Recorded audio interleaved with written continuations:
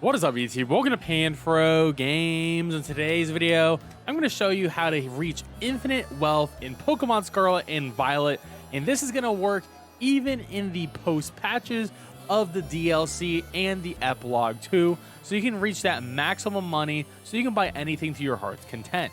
And of course, guys, if you like this type of content, enjoy these videos, please leave a like, subscribe if you're new. I really appreciate it. Consider supporting the channel by joining the Pan Fam by hitting that join channel member button below. So the easiest way to do this is honestly completing the Mr. Snacksworth quests within the Indigo Diz DLC. That is the dude who allows you to capture the legendary Pokemon like Kyurem and Reshiram, and these are going to be the two Pokemon that you are going to need for this infinite wealth farming method to work. Now, you just need a Reshiram, right? It can be any Reshiram. It does not matter. You don't need to do anything to the Reshiram. Its stats can be whatever. Doesn't matter. I didn't even touch the Reshiram or anything like that. It's level 70. It's fine. You just need that. Next up, you do need a Kyurem. Now, what you need on the Kyurem to make this work is you need a modest nature. You do need perfect IVs as well, especially in all the stats. You don't need a physical attack, but all the other stats, you'll definitely need perfect IVs. And you need the item choice specs, and you need the move Ice Beam. And that's about it. It's a super easy setup. My stats are perfect, so you can just look at my stats, make sure your numbers match. Remember, max special attack, modest nature, but that max HP, and you're going to be super bulky. Now that you have the Kyurem ready, you have the Reshiram, we're going to need to fuse them together. So if you don't know how to fuse these guys, whether you caught them from the Mr. Snacksworth quest or whether you transfer them via Pokemon Home, we're going to be going over to Porto here. And at Porto, we are going to be buying the DNA slicers. So you can actually do that. You can buy any of the special key items from this person right here. And they'll only show up if you have any special key items to buy. If you haven't bought it yet, it will show up here. There may be some other items ahead of you. I just mash A, and it doesn't really matter. It is always going to be super cheap for you to purchase these anyways, so it's not like a big deal. You probably spend up to maybe like a max 10,000, which honestly, who cares? Because you're about to make infinite wealth with this hero. So there we go. We got it. Super easy. Outplayed that child and that mother. 4,500 for that infinite wealth. We are good to go. So now that we have that, we need to go and use our key items. So go to our key items, and we want to use the DNA slicers, right? And we're going to use this on Kyurem. And then Kyurem is the main body, right? This is why we have the choice specs on the Kyurem. This is why we have the max HP, max special attack, modest nature, perfect IVs on it, because this is the main Pokemon. It doesn't matter what you do to the Reshiram. So now we're going to combine them together, and we're going to get this nice little scene where we now have the Kyurem White. So Kyurem White is here, looking badass as all hell, and now we are ready to dominate and make that infinite wealth. So once you have everything set up in one, look how sick this Pokemon looks. It's an absolute badass of a Pokemon.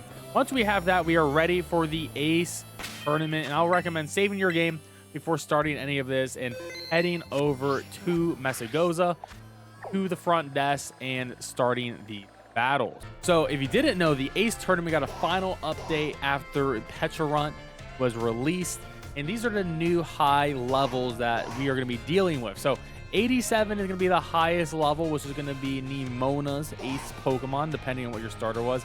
But for the most part, the rest are going to be 80, 82, 84, 85, depending on how special the trainer was related to the character in the story.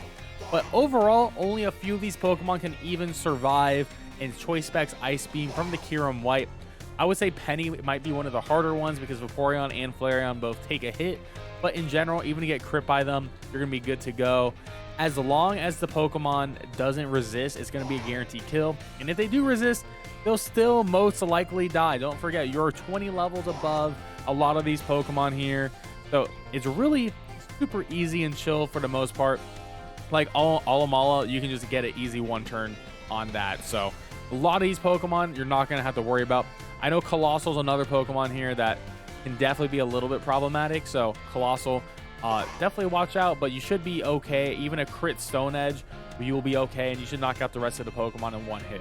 So in general, Kieran Wright is just an absolute monster when it comes to the farming. Now we have the build already. Just make sure you only have the Kieran in your party, because at this point, if you have a turbo controller or some sort of third-party controller that can just mash A, you're just going to sit in front of him, have the turbo controller set to mash A, and that's all you're going to do. You can AFK hunt and just chill here and just keep mashing until you come back. You know, you can sleep, come back, and be like, hey, I've made millions of dollars of Pokebucks. Just doing this with this Kieran. Like I said, though, it will not work if you have another Pokemon in your party, because you'll get the switch screen, and that will definitely be problematic. Just want to make it as smooth as possible with no additional inputs necessary. As I mentioned before, that you will have different trainers. It'll be different each time who you start off with and fight. So you never know. Some runs are going to be faster than others based on if their Pokemon can take a hit or not. But in general, it's going to be relatively fast, easy here. So we got rock types coming out here. So, you know, they're going to be Pokemon that could potentially take a hit. Like the Colossal is definitely going to be able to take a hit here, as it is going to be rock and fire. But in general, the choice specs, Ice Beam is too monstrous. That 170 special attack stat here in white is absolutely going to obliterate the entire Ace tournament. So I do recommend picking up a third-party controller. I don't have one I personally use, but if you don't have one, that's fine. I'm just sitting here and mashing with the Pro Controller. So you want to keep on doing this until you make as much money as you need.